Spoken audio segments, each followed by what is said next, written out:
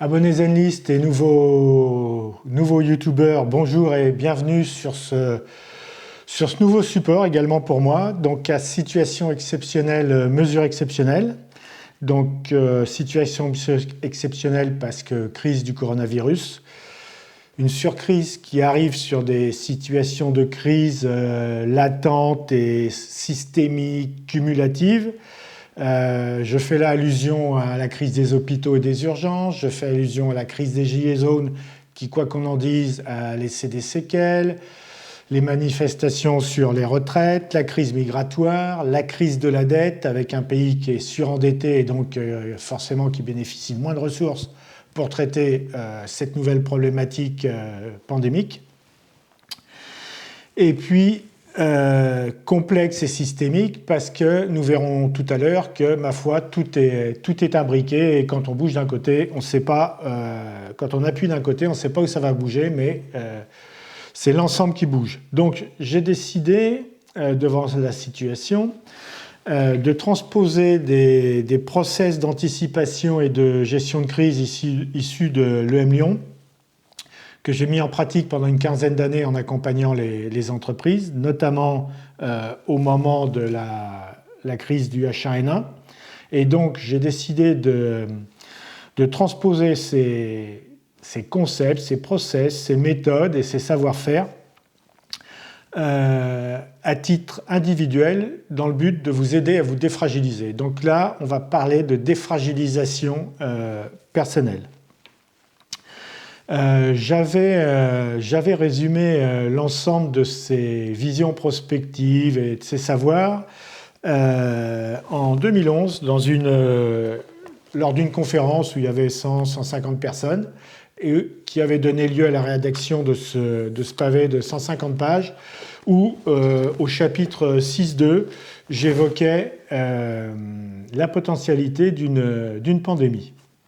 Alors non pas parce que je faisais de la boule de cristal, j'étais pas Nostradamus, mais tout simplement parce que quand on faisait un tour d'horizon des crises possibles, les seules questions auxquelles ne savaient pas répondre les scientifiques à l'époque, c'était quand et avec quelle dangerosité, mais ça fait quand même des années qu'ils nous disent que une pandémie est quelque chose de possible, voire de probable.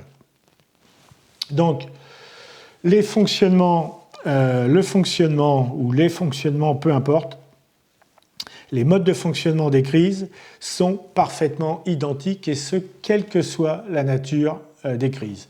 Ils ont été modélisés notamment par Christophe Roux-Dufort à l'EM Lyon. Et donc, vous pouvez constater qu'on va pouvoir suivre et calquer sur cette courbe à peu près tout ce que l'on voit en ce moment. Je tiens à vous rassurer, je n'ai rien à vendre, surtout pas de la peur, qui va pourtant, je pense, devenir ou qui risque de devenir le nouveau paradigme.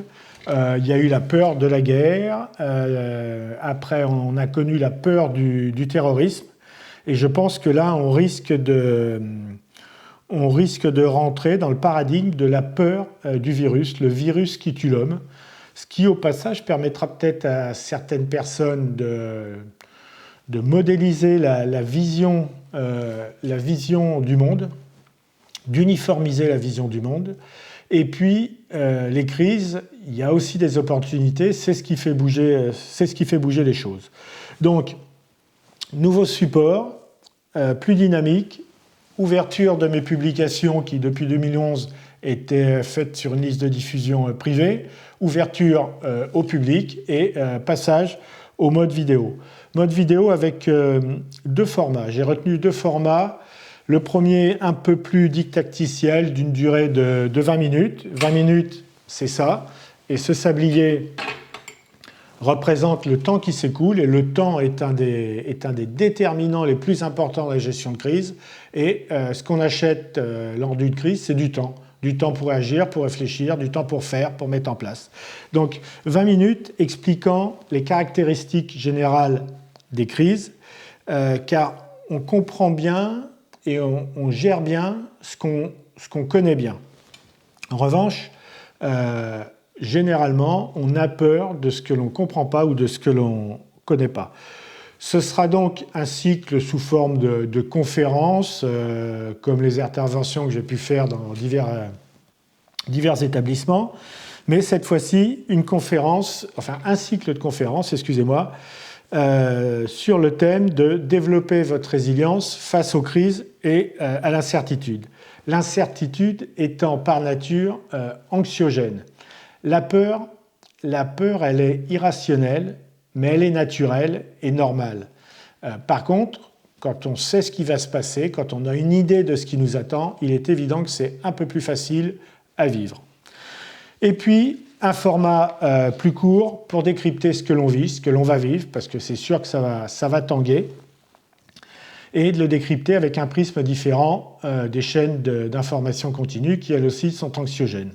Donc, il ne s'agit pas de rajouter du bruit au bruit ou de crier avec les loups, mais de vous aider à décrypter tant la réalité de la situation que les messages antalgiques qui sont faits pour calmer le peuple, messages antalgiques gouvernementaux. Et j'en prends quelques-uns comme ça au hasard pour vous donner des exemples. Si je prends Bruno Le Maire, notre ministre des Finances, qui n'est jamais passé par l'entreprise, ENA et puis fonction publique directement, avant de connaître la propagation, la dangerosité du virus ou quelque élément que ce soit, nous rassurait tous en nous disant que cette crise, ou cette surcrise, excusez-moi, aurait comme impact 0,1% sur le PIB. Force est de constater qu'il a bien dû corriger, et maintenant on aura quelques dixièmes sur le PIB, et encore c'est être gentil et rassurant, parce qu'au vu des mesures que l'on est en train de prendre, on peut estimer aujourd'hui à 15 à 20 milliards déjà ce qui est mis sur la table, et 50 dans les semaines qui suivent. Ce midi, donc le 15 mars, il persiste en assurant qu'il n'y aura aucun problème d'approvisionnement sur les produits alimentaires et dans les magasins.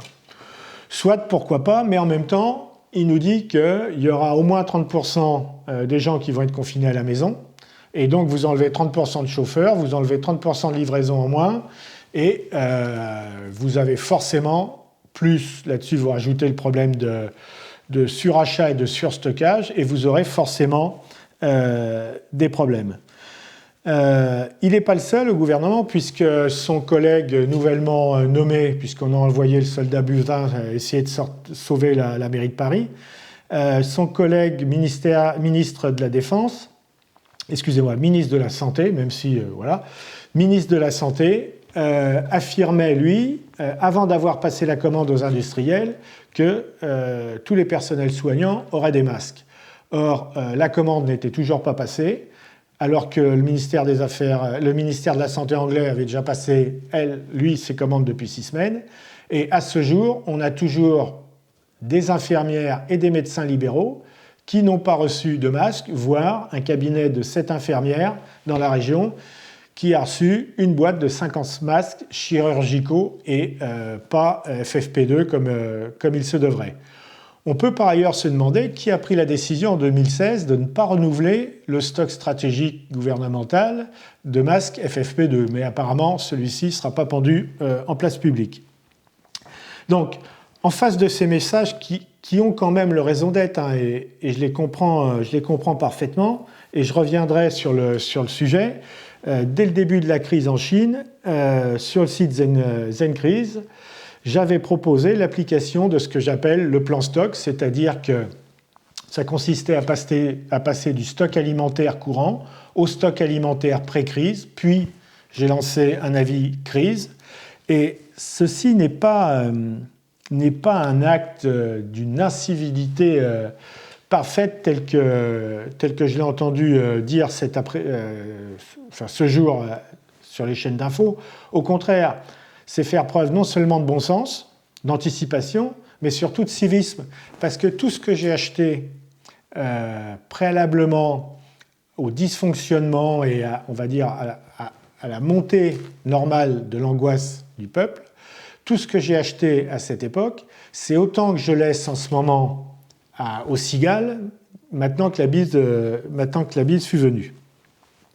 Donc, faire de la défragilisation, de l'anticipation et de la gestion de crise, c'est un acte responsable et civique.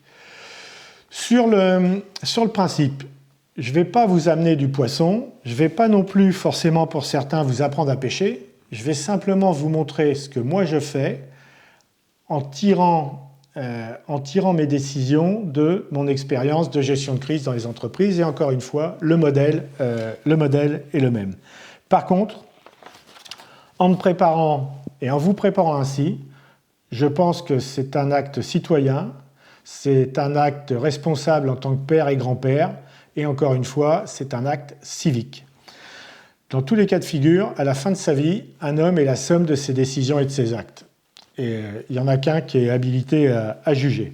Donc cette défragilisation individuelle, je la vois parce que, enfin j'en vois la nécessité parce qu'à l'heure où on attend tout du collectif et donc du gouvernement, retraite, logement, tout en demandant paradoxalement de bénéficier de plus de liberté, mais ce sont les mêmes qui d'ailleurs aujourd'hui demandent aux scientifiques de leur trouver des remèdes au Covid-19, qui refusent de se faire vacciner contre la grippe ou contre tous les vaccins, en oubliant que depuis Pasteur, les vaccins ont quand même sauvé quelques millions de personnes.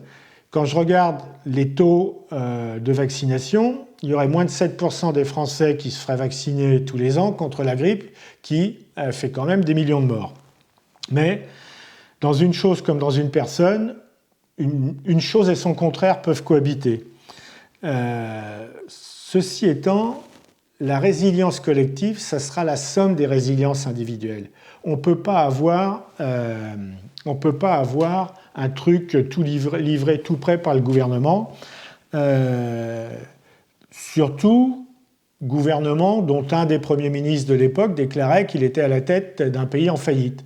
Donc, on ne peut pas tout attendre du gouvernement. Et je me souviens d'une réponse d'un industriel à Colbert qui lui demandait « Comment est-ce que je peux vous aider ?» Et l'industriel lui a répondu « Surtout, ne faites rien. » Donc, ces interventions vont se dérouler sur deux fils conducteurs.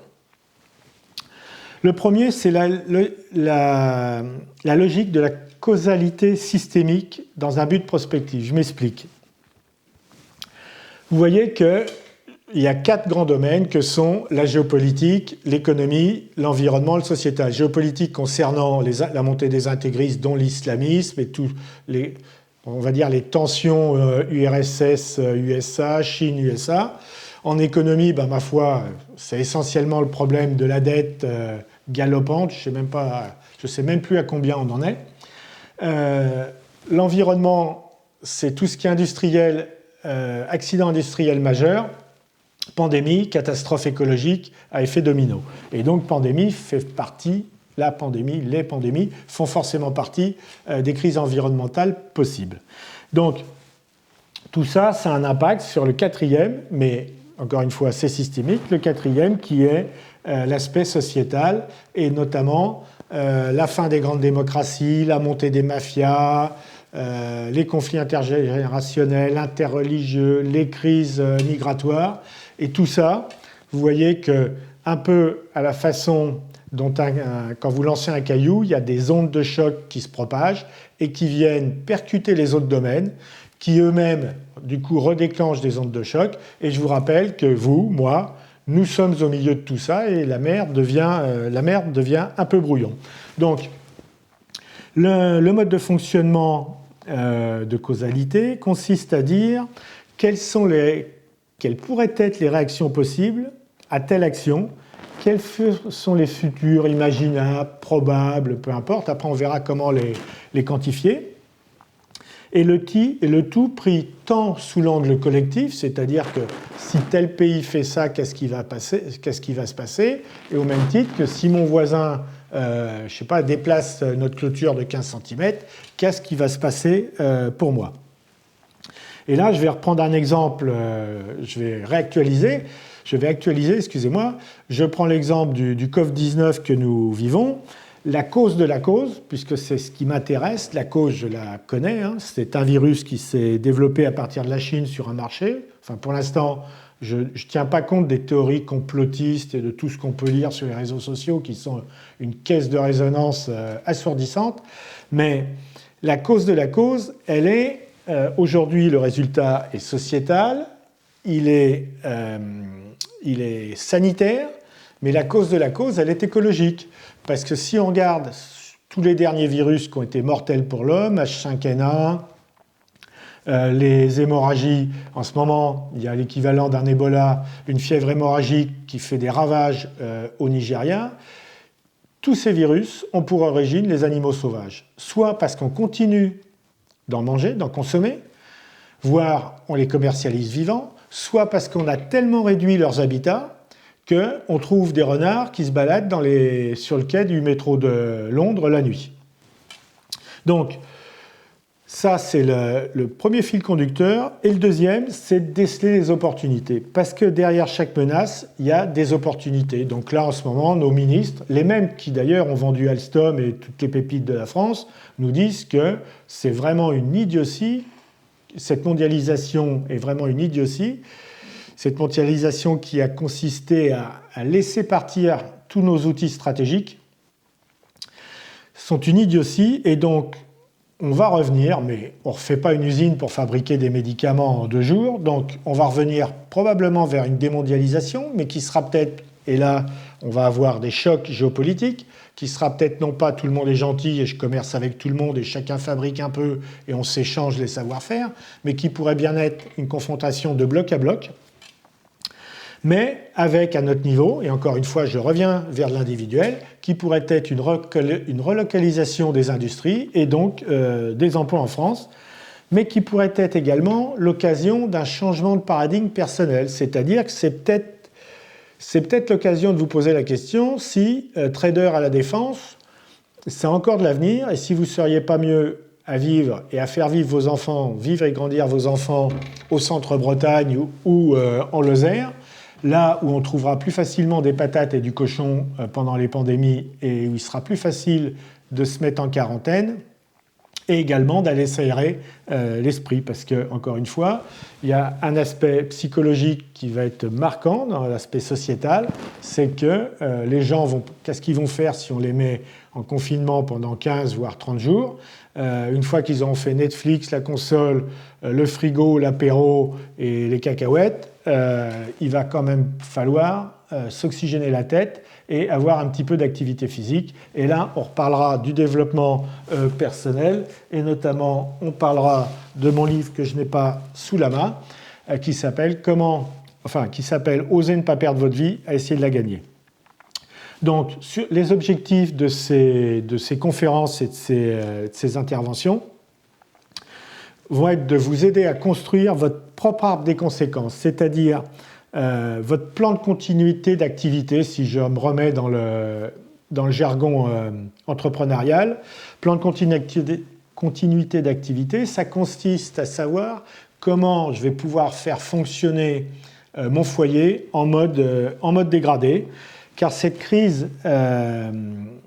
après cette crise, le monde il va pas être plus sûr, il va pas être plus solidaire, il sera différent. À la fin d'une crise, on finit toujours par retrouver un espèce d'équilibre, mais qui n'a rien à voir. Là, il y avait avant le 11 septembre, il y a eu après le 11 septembre, eh bien, il y aura avant le Covid-19 et après le Covid-19. Donc, la finalité, c'est de vous aider à passer les stades de la sidération. Et là, je prends la courbe de deuil d'Elisabeth Kübler-Ross. Elisabeth Kübler-Ross, c'était un médecin qui accompagnait les mourants pendant la guerre et donc qui a défini les différents stades quand une crise ou un changement survient. Donc, on passe par la sidération. Voilà, quand on n'est pas préparé, voilà, on reste bouche bée. Le déni, non, c'est pas possible, c'est pas une crise sanitaire. Le Covid-19, c'est que pour les Chinois, il passera pas la frontière comme le nuage de Tchernobyl où il va partir tout seul. La colère, ensuite, le marchandage, la dépression, l'acceptation, le pardon, la quête de renouveau pour aller vers une nouvelle sérénité. Et des fois, en bas, on peut faire quelques allers-retours. Et donc, si j'extrapole un peu cette courbe de deuil à la gestion de crise, eh bien, on s'aperçoit que le terreau fertile et la fragilité, donc Nassim Nicolas Taleb a écrit un super bouquin qui s'appelle Antifragile et que vous trouverez en référence sur la bibliothèque de Zenlist. Comment se défragiliser ou comment être fragile, pas de préparation, pas de stock, pas de veille, pas d'esprit critique. On se contente de BFM et des informations gouvernementales qu'on ne trie pas. Et puis, c'est un peu comme dans le livre de la jungle, on écoute nos ministres nous dire « dors, petit homme », ou « dormez en paix, je veille ». Et surtout, l'incapacité à détecter l'entrée en crise. C'est ce qui s'est passé pour la plupart des gens. Il est évident que quand la Chine a commencé à annoncer les premiers signes, il est évident qu'on venait de rentrer en crise. Alors, on en était conscient ou pas. Hier, il y a eu du radio-trottoir de fait sur BFM. Les journalistes interrogeaient des gens qui tombaient des nues devant cette crise. C'était la sidération. Comment ça se fait que les magasins sont vides? Comment ça se fait que le gouvernement nous interdit d'aller bosser lundi? Et comment ça se fait qu'il a fermé les écoles jeudi dernier? Donc, encore une fois, la finalité, vous aider à mieux décrypter et à mieux comprendre ce qui se passe et à mieux gérer les incertitudes et le chaos. Et je reviens à ma diapositive, là, où on voit effectivement les 4 domaines et les ondes de choc qui se rejoignent. On peut se poser la question, là, aujourd'hui, je reprends encore le coronavirus, si je prends l'exemple des États-Unis, où on a 80 millions de personnes qui ne sont pas assurées, enfin médicalement, qui n'ont pas d'assurance médicale, mais qui sont tous armés. Il n'y a pas un mois où il n'y a pas une fusillade. Un système de santé assez élitiste, dirons-nous, et un président Twitter dont on connaît les qualités comme les défauts, et qui est en période électorale. On peut se poser la question qui me paraît pas si légitime que ça, qui consiste à savoir qu'est-ce qu'il va faire et qu'est-ce qu'il va pouvoir faire pour recréer un esprit d'union nationale autour de lui, parce que son objectif, c'est avant tout d'être élu. Et on pourrait imaginer qu'il aille faire ce qu'il démange depuis un bout de temps, c'est-à-dire aller mettre un peu de bazar militaire en mer de Chine. Et généralement, quand on rassemble tout un tas d'unités militaires, il y a toujours un soudard pour appuyer sur le mauvais bouton. Et on peut se poser la question, si jamais ça pète en mer de Chine, qu'est-ce qui va se passer sur les autres éléments? Donc, vous aider à passer le stade de la sidération. La peur, encore une fois, elle est irrationnelle, mais elle est naturelle. Par contre, quand on temporise un peu, c'est plus facile à vivre. Et mieux comprendre le pourquoi de la teneur des discours des dirigeants. Si je ne suis pas d'accord avec le choix qu'ils ont fait, qui consiste notamment à avoir tardé à mettre un vrai confinement, puisque en France, on n'ose pas appeler un chat. Et donc, on a fait le choix en France de mesures progressives, de façon effectivement à limiter les coûts économiques en prenant des mesures petit à petit, graduelles. Et on a aggravé la situation par rapport à ce qu'elle eût été si on avait choisi un confinement sévère dès le départ. Les Italiens, et notamment le Premier ministre, des journalistes, nous ont pourtant prévenus, ne faites pas la même erreur que nous, on a perdu trop de temps.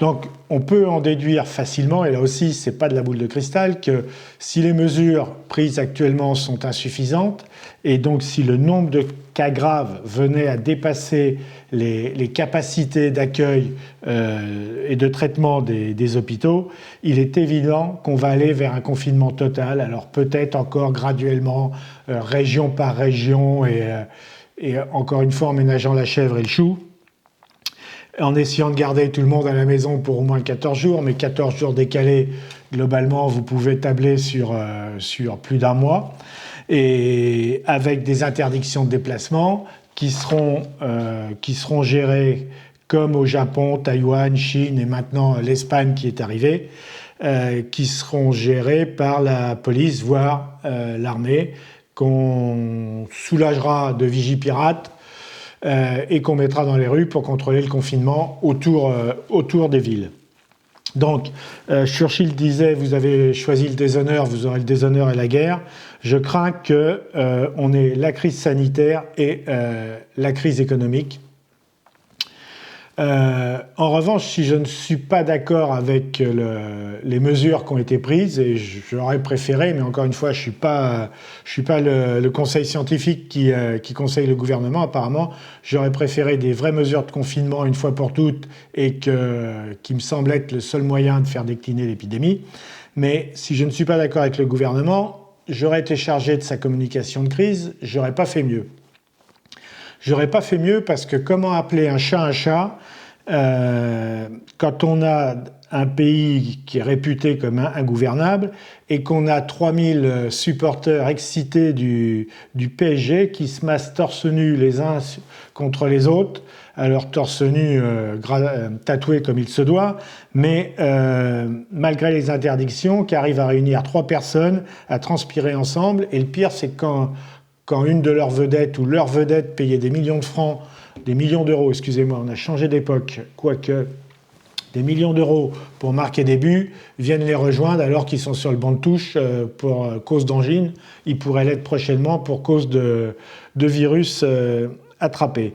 Donc, face à ces populations, il est évident que c'est la même chose qu'hier.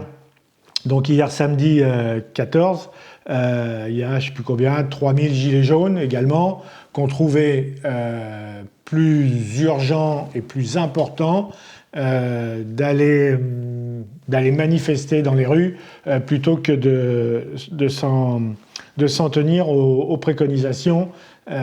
Et donc forcément, face à ça, action-réaction, on va avoir un durcissement des mesures. Ce matin, j'étais stupéfait, je suis passé devant ma boulangerie et comme il pleuvait dehors, il y avait 20-25 personnes entassées les unes contre les autres, épaule contre épaule, en train de parler de la pluie et du beau temps, justement. Et donc, je me dis que je ne sais pas comment faire, pas plus que je trouve cohérent de distribuer aujourd'hui des masques à des gens pour aller voter, alors qu'on a des infirmières, et on a toujours et encore en ce dimanche 15 mars, des infirmières et des médecins libéraux qui ne sont pas équipés du moindre masque, même pas du masque chirurgical, ou bien une boîte de 50, comme je disais, pour un cabinet de cette infirmière. Ça, c'est un scandale sanitaire qui est du niveau du scandale de l'amiante ou du sang contaminé à mes yeux. On ne peut pas demander à ces soldats de monter en front sans leur donner un gilet pare-balles à minima et un fusil éventuellement. Donc voilà, pendant ce temps-là, nos anciens sont toujours cantonnés à l'EHPAD, donc ils n'iront pas voter. Tant pis pour eux et tant mieux pour ceux qui avaient fait des prévisions comme quoi ça leur serait profitable. Mais je termine en vous montrant de quelle façon je vais essayer de vous accompagner. Donc, comme je vous l'ai dit, je vais essayer de vous accompagner selon 2 formats. Un premier format un peu didacticiel qui est une formation à la préparation à la gestion de crise et à la défragilisation individuelle. Et puis, donc ça dans le cadre d'un cycle de conférences. Et puis des interventions ponctuelles, un petit peu plus courtes peut-être, pour vous défragiliser. Et donc vous défragiliser, ça commence, comme je viens de vous le dire, par être capable de filtrer et comprendre un peu ce qu'on nous dit, ou ce qu'on ne nous dit pas justement, décrypter. Et donc pour ça, il y a des références qui n'ont pas changé, que je vais vous présenter. Moi, j'ai 2 Bibles. La première, c'est Gustave Le Bon, La psychologie des foules. Je l'ai relu au moins 5 fois, 1895, et ça n'a pas changé. Ce sont toujours les mêmes méthodes qu'utilisent nos gouvernants.